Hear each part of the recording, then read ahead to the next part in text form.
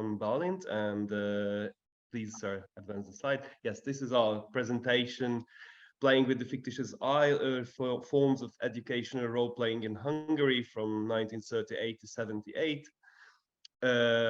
This is based on a research we've done the last year, and it might be a bit surprising that it's a kind of a tradition that has such a, like roots so far back in time, but we will see that this is kind of a different thing, and role-playing appeared slowly and in a different manner than what we know, mostly coming from the Western tradition. Yeah, please, next slide. So edu-larp has a really long-lived tradition in Hungary, and the way we know it, we can really call it a full-fledged edu-larp. These images are from, basically the ones are from, the first one is from the 50s, when we talk about the vacations at the Bánk lakeside. Then the middle one is from the late 80s, when this current form of these fantasy kingdoms started to take shape, and the last one is a more contemporary photo from one of these camps. And we can go to the next slide. Sorry, can we go to the next slide?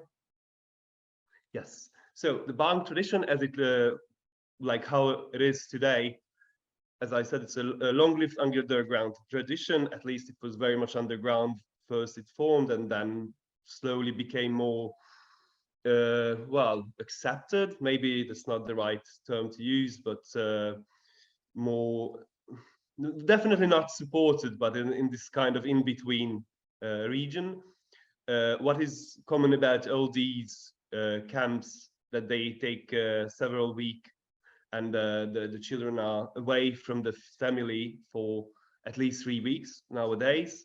They are full-fledged edu-larps, because participants play characters in fantasy kingdoms. Campers are between age of 10 and 18.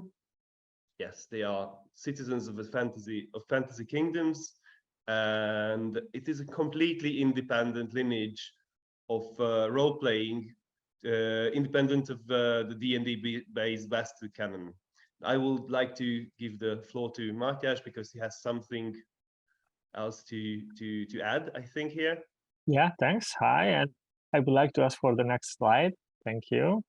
I will talk briefly about a theoretical framework and methodology. So we use contingency theory to structure information about about Bánk vacation program, because contingency theory is still used in organizational analysis. We think that Bánk vacation program could be considered as an organization, as it was a sovereign system of people and objects with a permanent goal, clear boundaries, and a formal hierarchy and a purpose for roles. So according to contingency theory, in a simplified form, the environment of the organization impacts its strategy. The strategy impacts the structure of the organization. Structure impacts the behavior the participants behave, and behavior impacts performance. And we collected every publicly available book that contained memoirs or recollections about playing in Bánk. And we also assessed Leveleki Eszter Foundation private archive, mostly written memoirs. And we analyzed these data using theoretical thematic analysis method that allows patterns to be searched and interpreted across the entire data set in a deductive way. So we try to contrast a pre-existing theoretical framework about children play with our findings. And this presentation, we are focusing on the correspondences and the striking discrepancies between the data expected from the literature. Thank you. And the floor is yours, Bálint. Thank you. So I will just sum up how the Bánk vacations look like. Well, in a nutshell, so they ran from 38 to 78 by Eszter Levelki, who was a trained educator, trained in then progressive methods like Montessori. And from all these vacations took place from the beginning of July to the end of August. So it meant several weeks away from family for the children who were between the age of 6 and 14. So it's a different age group than what the camps work nowadays with. And mostly from middle class, predominantly Jewish background. So mostly the vacationers were coming from families from Budapest. And what Leveleki was trying to do is to create a miniature quasi-democracy for children. And as Mátyás mentioned, there was a really well-defined hierarchy within Bánk, with Eszter Leveleki on the top, the room chiefs who were older children. So after they left so they passed the age of 14 and basically left the vacation program, they could come back to become room chiefs.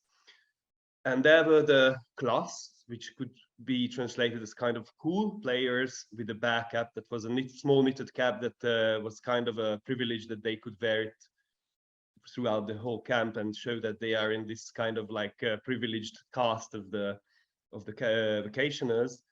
And below them was like basically everyone else in the Bánk vacations. Cubs were the younger children, the bears were the boys from age of 10, age of 10, and the witches were the girls.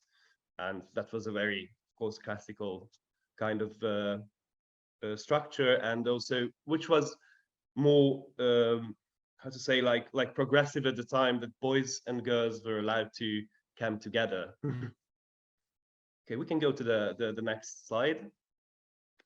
And there we can say there were 3 eras of Bánk.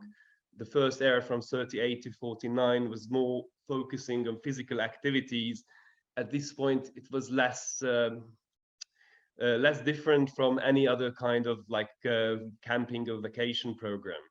From the 49 to 56, there was a period of world building when this whole idea of Pipecland as a fictional kingdom came up, and it was a time when kind of this the myth and legends of Pipecland was built by, well, partially by Leveleki and the room chiefs, and also but involving the children. And the 50s, from 56 to 78 was the time when a lot of cultural artifacts was created. That was the time when theater and opera and artistic expression got a bigger emphasis within Bánk. So we can go to the next slide. So what we could say, like there were elements beyond children play, was like whatever was played, Leveleki was asking the children to put an emphasis on playing, taking it seriously. Also, there were these like wordplay, and also which is strategy, like tradition and heritage, like gamified, ritualized routines, special events and celebrations, and the playful use of language and neologisms. And later on, also making theater, opera, newspaper, and the setting of Pipecland itself was also one of these elements that were emphasized. We can go to the next slide. And the grand play, which is probably the most interesting for us, as it was something basically close to LARP.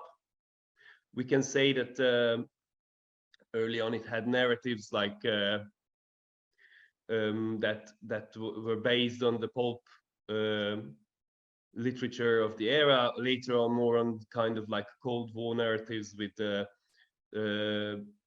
know, like all these narratives were putting a lot of emphasis on the external threat. Just to go back to the most questionable part of it, whether the roles how we can define if it was a role playing, because most of the citizens were just present as themselves, but they played this kind of fictitious roles throughout the whole camp basically. And I think we can go more to, like, maybe just have a look at the next slide, but I think our time is up.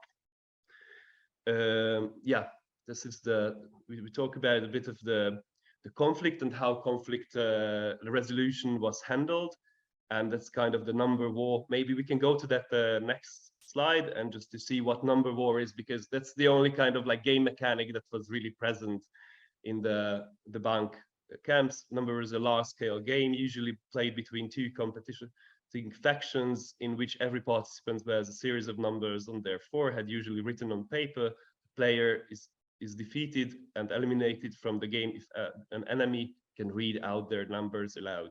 The game later became the main mechanic for resolving battles between the residents of Pipecland and their enemies. I think that's what we could, you know, like fit into 10 minutes. And of course, we can keep talking about it forever, but that's it for now. And thank you very much.